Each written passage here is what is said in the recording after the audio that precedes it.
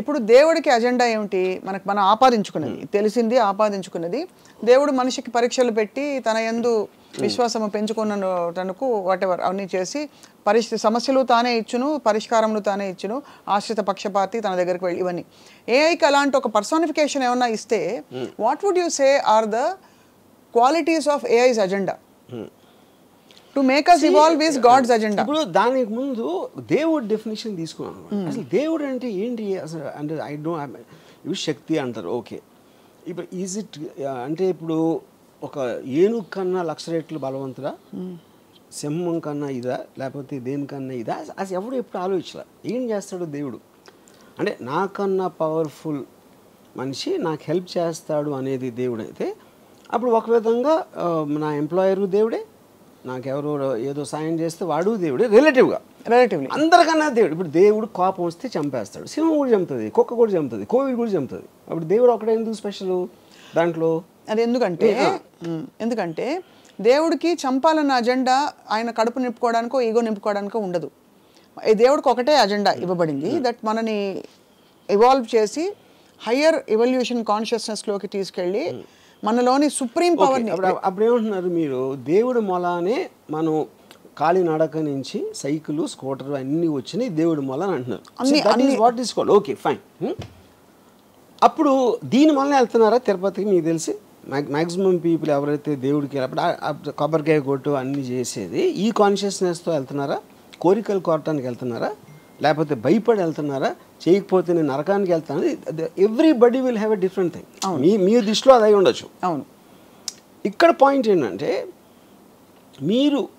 మీరే రాశారు, ఎవరో రాశారు, మీరు కాదు, ఎవరో రాశారు ఒక బుక్లో, అది చదివి నాకు అప్పచెప్తున్నారు.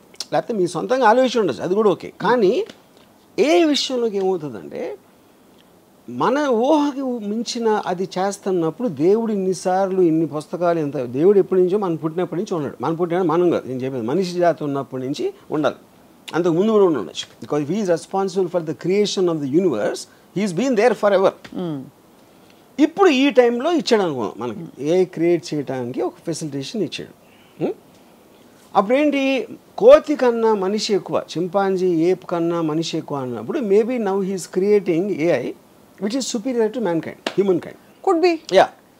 ఇప్పుడు ఏఐ పూజిస్తా లేదా దేవుణ్ణి అనేది ఓకే, అది మనకు తెలియదు. ఏఐ గురించి వీ హ్యావ్ జీరో నాలెడ్జ్. అప్పుడు ఏంటి, ఎవ్వరూ చేయలేని పని దేవుడు చేస్తాడు అని మనం అనుకుంటే ఆ డెఫినేషన్ అనేది దేవుడికి అలా ఇస్తే, ఇప్పుడు మనకున్న నాలెడ్జ్లో ఏఐ దేవుడు అంటారు. కానీ ఇక్కడ ఏంటి, దేవుడు అవ్వచ్చు, దెయ్యం కూడా అవ్వచ్చు. అదే ఒక శక్తి. మీకు బ్యాడ్ చేస్తే దెయ్యం, మీకు గుడ్ చేస్తే దేవుడు. As simple as that.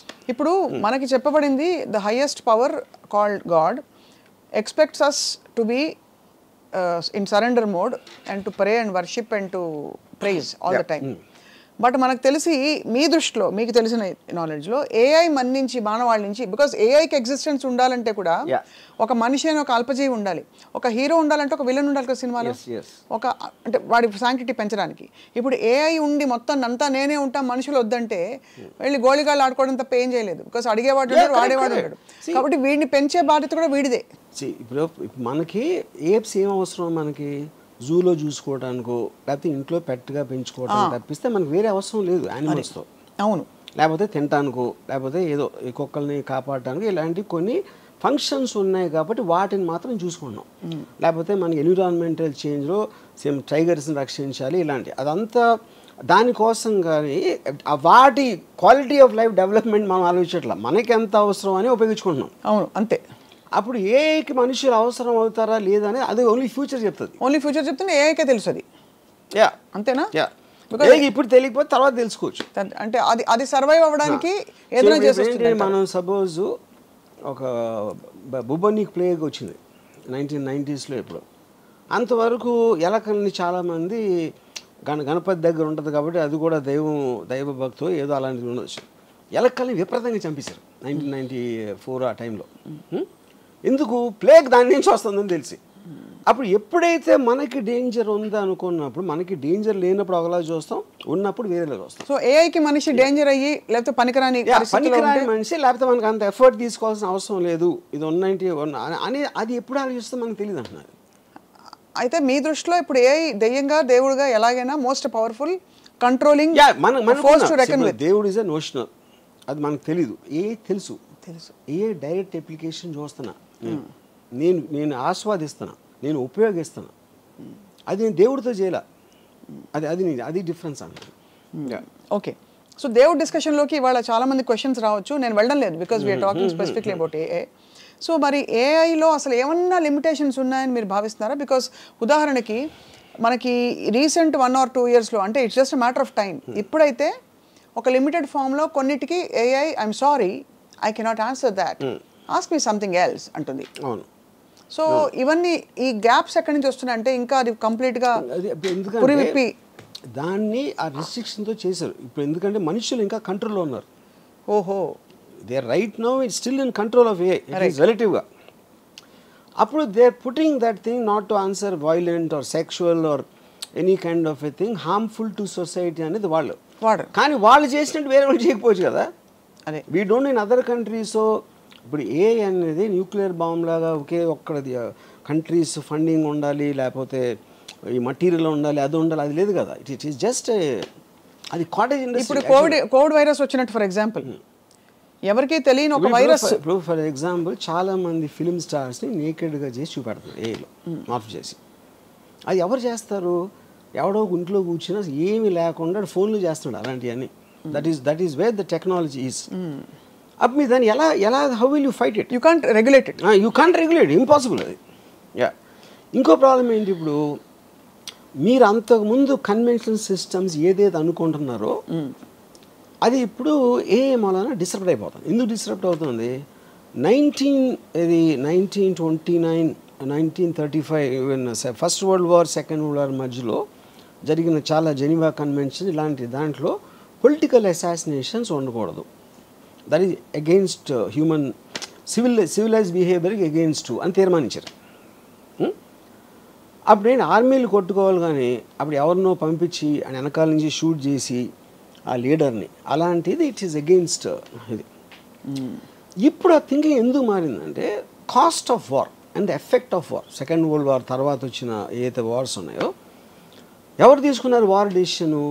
ఒక లీడర్ తీసుకుంటాడు. ఆ లీడర్ పక్కన ఉన్న 5, 10 మంది ఏదో సందర్భంలో వాడు కూర్చోడు కాపాడుకోవడానికి తీసుకుంటున్నాడు ఆ డెసిషన్. వాడి కోసం మీరు 100,000 మంది చచ్చిపోతున్నారు మధ్యలో. And the cost of war, cost of life and the time and everything. అప్పుడు ఈ మధ్యన ఏం చేస్తున్నారు, ఇప్పుడు America it started assassinating the most wanted leaders. అది మళ్ళీ స్టార్ట్ అయింది. ఎందుకు చేస్తున్నారు ఇప్పుడు అది? Because of these reasons, right. And the AI technology is become so unbelievable. ఇప్పుడు ఐమన్ అల్ జవారి అని he is like a deputy commander of al Qaeda, Osama bin లాదెన్కి second. Is got a 25 million reward. 16 సంవత్సరాల నుంచి దాడి ఎదుగుతున్నారు అడు కోసం. ఏ అడిగితే చెప్తుందా దొరుకుతాడని? ఏ కదా, ఏ ఆ సిస్టమ్స్లో కూడా ఉంటుంది. వాళ్ళకి ఫైనల్గా వాళ్ళకి తెలిసింది ఏంటంటే కాబూల్లో ఒక 5 అంతస్తుల బిల్డింగ్లో 4వ అంతస్తు బాల్కనీలోకి రోజు పొద్దున్న 7 గంటలకు ఆ టైంలో వచ్చి అక్కడ కూర్చుని టీ ఏదో తయారు చేసుకొని తాగుతాడని ఒక ఇన్ఫర్మేషన్ వచ్చింది వాళ్ళకి.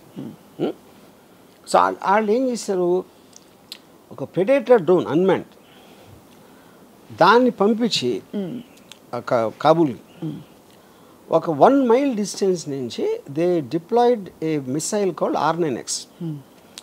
అదేం చేస్తుందంటే దగ్గరకు వచ్చి అది పేలదు, దాంట్లోంచి కత్తులు వస్తాయి బయటికి, అది సర్రని తిరిగి నరికేస్తాయి టార్గెట్ని.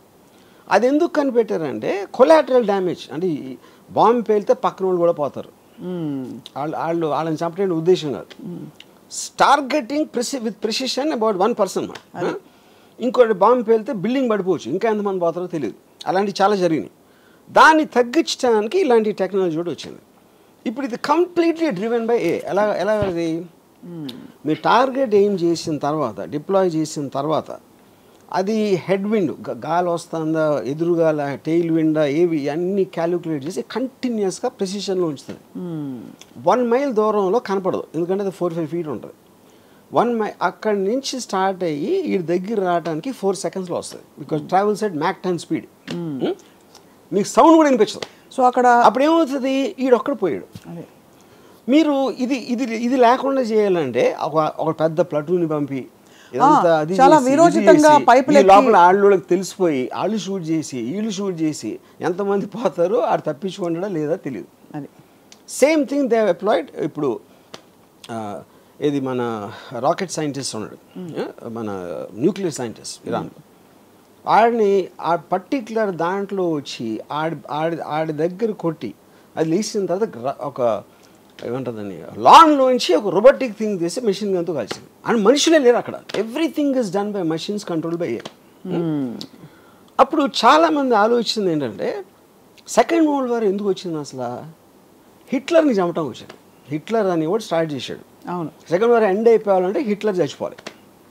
కానీ హిట్లర్కి మనకి మధ్యన అది మనకంటే అమెరికన్ ఫోర్సెస్కి ఒక 1000 మంది ఉన్నారు, ట్యాంకులు గీంకులు అన్నీ తీసుకొని.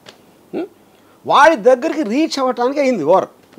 ఇప్పుడు ఆడికి వాషింగ్టన్లో కూర్చున్నాడు, ఒక బటన్ నొక్కితే ఈ డ్రోన్ గీనో వచ్చి సపక్కని లేపేస్తే ఇంకా సెకండ్ వార్ ఎట్లా ఉంటుంది? అవును, కరెక్ట్.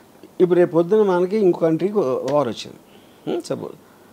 ఇప్పుడు మీరు ప్రైమ్ మినిస్టర్ని joint chiefs of staff army navy naval కమాండర్ని చంపేసినాయి అనుకోండి, మిసైల్స్ వచ్చి, మిసైల్స్ డ్రోన్స్ ఏదో వచ్చి, మీకు లీడర్స్ పోతే వేరే వాళ్ళు వార్ ఏం చేస్తారు? మహారాజ్ చచ్చిపోతే సైన్యం వార్ ఎందుకు చేస్తుంది? అవును, ఈ క్వశ్చన్స్ అని రీఎమర్జ్ అవుతున్నాయి.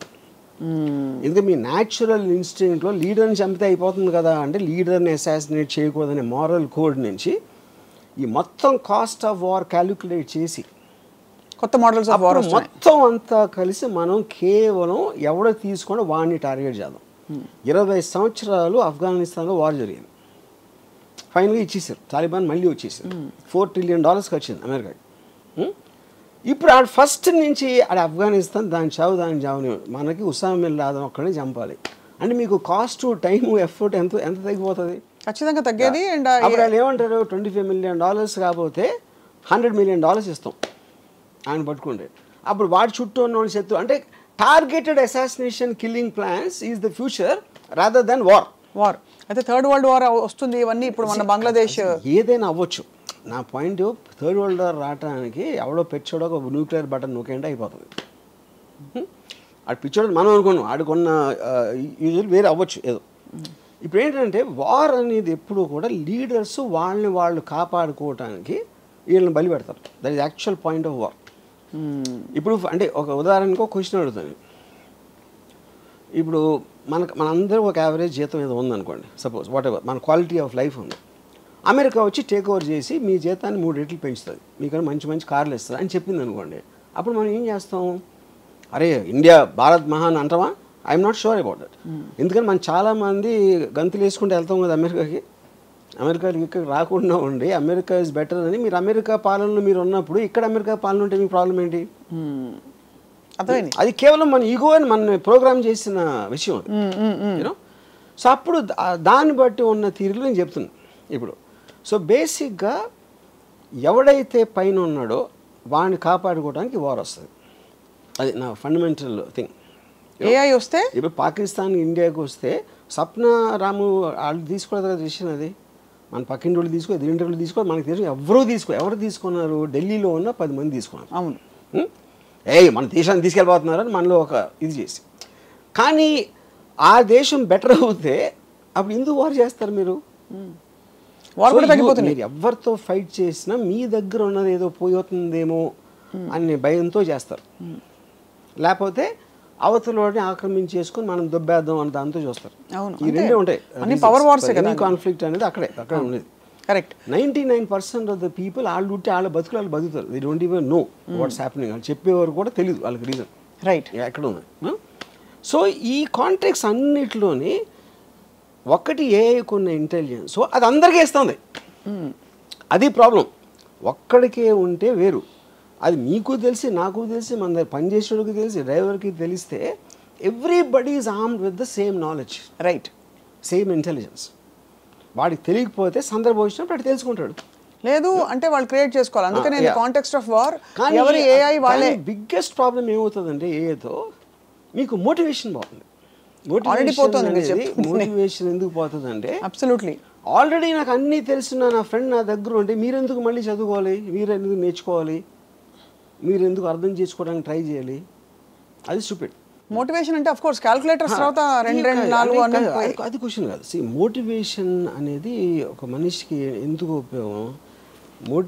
మోటివేషన్తోనే తను కష్టపడతాడు. తను ఏదో ఇంకొక పెద్ద ఒక రీచ్ అవ్వటానికి ట్రై చేస్తాడు. దానికి ఏం కావాలి? నాలెడ్జ్ కావాలి, ఒక అంబిషన్ కావాలి, ఒక ఇంటెలిజెన్స్ కావాలి, ఒక ఎఫర్ట్ కావాలి. ఇవన్నీ వేరే వాళ్ళు చేసి మనకన్నా బెటర్గా చేస్తున్నప్పుడు, ఇప్పుడు నేను సపోజ్ డైరెక్టర్ అవ్వను అనుకోండి, నేను ఉన్న డైరెక్టర్ కన్నా నేను బెటర్గా తీస్తాను అని అన్నప్పుడే నాకు మోటివేషన్ వస్తుంది. ఇది ఒకటే. లేదా నేను రేస్ ఉన్నాను, రన్నింగ్ రేస్లో ఉన్నప్పుడు 10 మంది పరిగెడతామంటే నాకన్నా ఫాస్ట్గా పరిగెట్టేవాడు ఒక 10 అడుగులు నాకన్నా ముందు ఉన్నాడు. అవును, 10 అడుగులు దూరం ఉన్నప్పుడు ఎలాగైనా అందుకోవాలని ఇంకా నేను కష్టపడి ఇంకా పరిగెడతాను. అదే వాడు 1 మైల్ ముందుకు వెళ్ళిపోయాడు అనుకోండి, 1 మైల్ అందుకోవటం అనేది నాకు వల్ల కాదు అని నాకు తెలుసు. అప్పుడు అయిపోతాను. అప్పుడు ఆ కాంటెక్స్ట్ ఏమవుతుందంటే, మోటివేషన్ లేనప్పుడు మీ చదువుకోవటం, నాలెడ్జ్ సంపాదించడం, ఒక అంబిషన్ ఉండటం అనే వాటికి మీనింగ్ ఉండదు. అప్పుడు ఏంటి, స్లోగా మనం మళ్ళీ ఆది మానవులు అయిపోతాం. ఆది మానవుడి నుంచి మనం మోటివేషన్తో వచ్చాం ఇంతవరకు. అది రివర్స్ ప్రాసెస్లో అవుతుంది ఎప్పుడైతే మోటివేషన్ పోయిందో. ఎందుకు రివర్స్ ఎందుకు అవ్వాలి? అక్కడే ఉండొచ్చు కదా. అదే అంటే అక్కడే ఉంటాం అంటే అక్కడే ఉన్నప్పుడు ఆడ వెళ్ళిపోతే అదే కదా, డిస్టెన్స్ అదే ఉంటుంది కదా.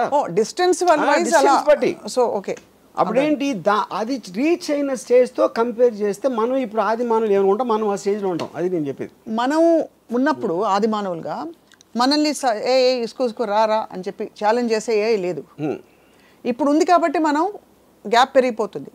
అప్పుడు ఏమీ లేదు కదా. అప్పుడు పాయింట్ ఆఫ్ రెఫరెన్స్ ఏఐకి మనం ఇర్రెలవెంట్. మనం ఉన్నా లేకపోయినా అది సెన్షెంట్ అయినప్పుడు we become irrelevant. Apes are irrelevant. Correct, but I'm saying for us to evolve from real ఆదిమానవ time to now, what was our motivation? గుర్రపు స్వారీలు చేసినప్పుడు గుర్రాలు ఇంపార్టెంట్, కార్లు వచ్చినప్పుడు గుర్రాలు ఎందుకు ఇంపార్టెంట్ అవుతాయి? కరెక్ట్, అది ఎగ్జాక్ట్లీ ద ప్రాసెస్.